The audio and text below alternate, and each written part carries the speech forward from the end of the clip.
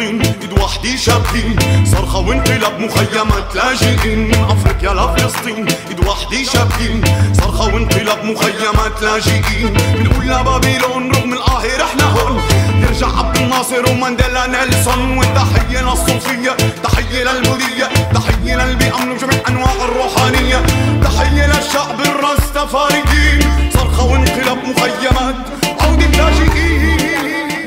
Nous sommes là dans le cadre de la semaine contre l'apartheid israélien, nous le comité boycott des investissements sanctions contre l'État d'Israël.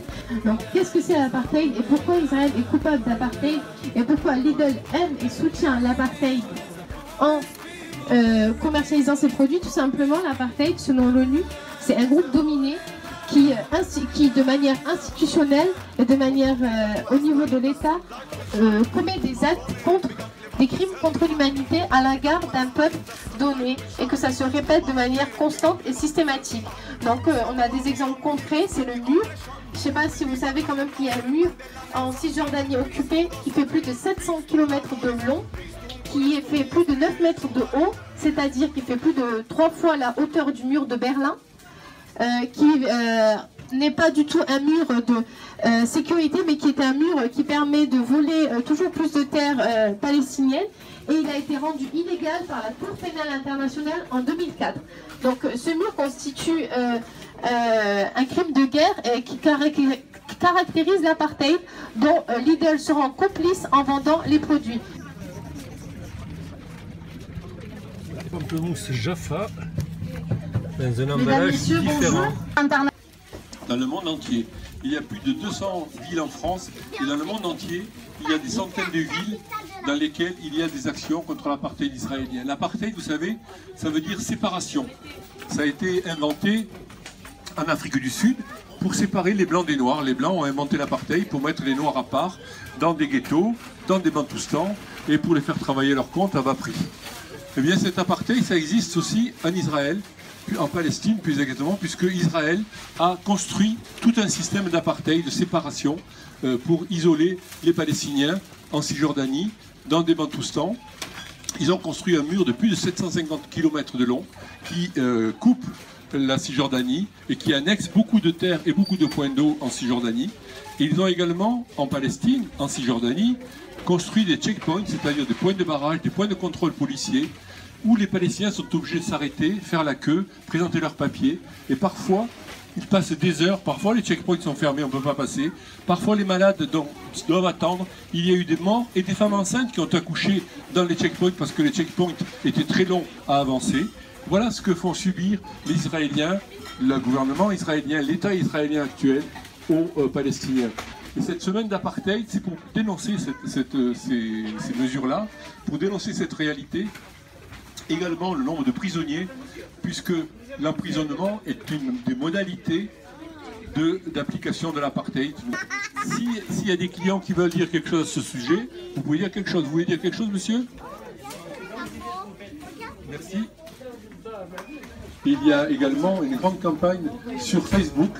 Vous pouvez taper Lidl France sur Facebook et vous pouvez protester sur le fait qu'il y a des produits israéliens chez Facebook. Et vous regarderez le nombre de posts qui sont extrêmement nombreux, qui dénoncent la présence des produits israéliens chez Lidl et qui demandent à Lidl de cesser de commercer avec Méadrine. Bonjour, vous êtes une cliente fidèle de Lidl? Oui. D'accord. Est-ce que vous avez remarqué qu'il y avait beaucoup de produits israéliens? J'ai remarqué parce qu'on regarde souvent l'étiquetage à provenance. Ouais, faites attention, vous regardez. Et est-ce que vous êtes d'accord avec le fait que Lidl fasse du commerce avec Israël? Non, pas du tout. Non, c'est justement, je boycotte déjà. Vous boycottez Israël? D'accord. Merci. Qu'est-ce que vous en pensez de cette action de boycott? Et une petite signature, s'il vous plaît. Ça vous a surpris? Ça vous a... Oui? On n'était pas au courant. On n'était pas au courant. Qu'est-ce que vous en pensez de cette action de boycott? Ah oui, non, c'est bien. Non, non, c'est bien qu'on manque en général d'informations. Tous les produits maintenant sont mondialisés, on ne sait plus d'où ça vient, mais bien sûr, et puis bon, le problème palestinien, oui. Maintenant, c'est tellement compliqué.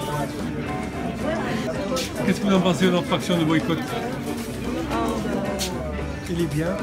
Oui. Alors c'est bien, je trouve que c'est bien, une bonne idée d'encourager des gens, de sensibiliser les gens, de faire attention à ce qu'ils achètent. Et donc, on soutient ce qui est le petit. Il soutient fort l'action. Si quiere decir algo en castellano, vale.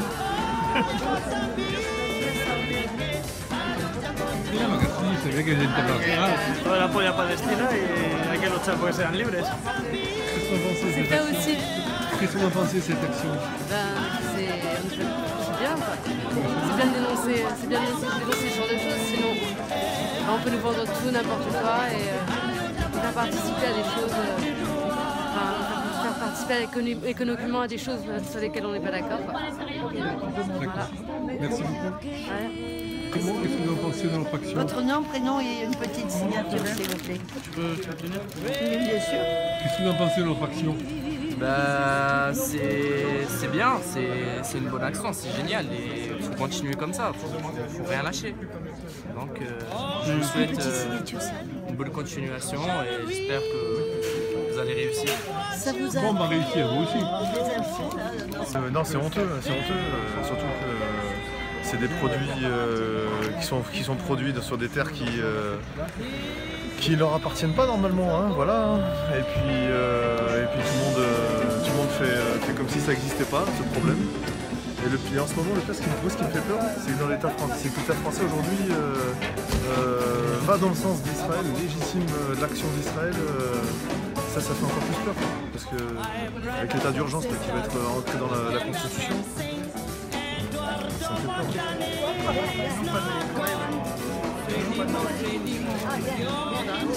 Non, c'est pas possible, il y en a dedans.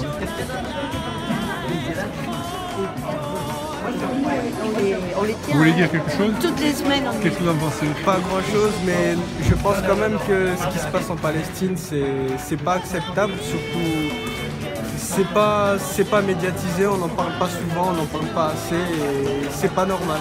C'est pas normal, ça devrait être l'inverse. Enfin, je sais pas l'inverse, mais il devrait être plus compatissant envers les Palestiniens, eux qui ont subi aussi des discriminations. Les Juifs ont subi beaucoup de discriminations, ils devraient comprendre ces discriminations-là et ces problèmes-là plus facilement que nous, qui sont externes à tout ça, et je trouve que c'est pas normal.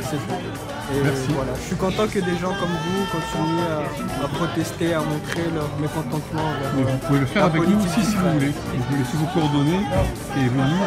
C'est pas compliqué, vous voyez ce qu'on fait, c'est pas compliqué. On fait ça tous les samedis. Voilà, merci beaucoup. Merci.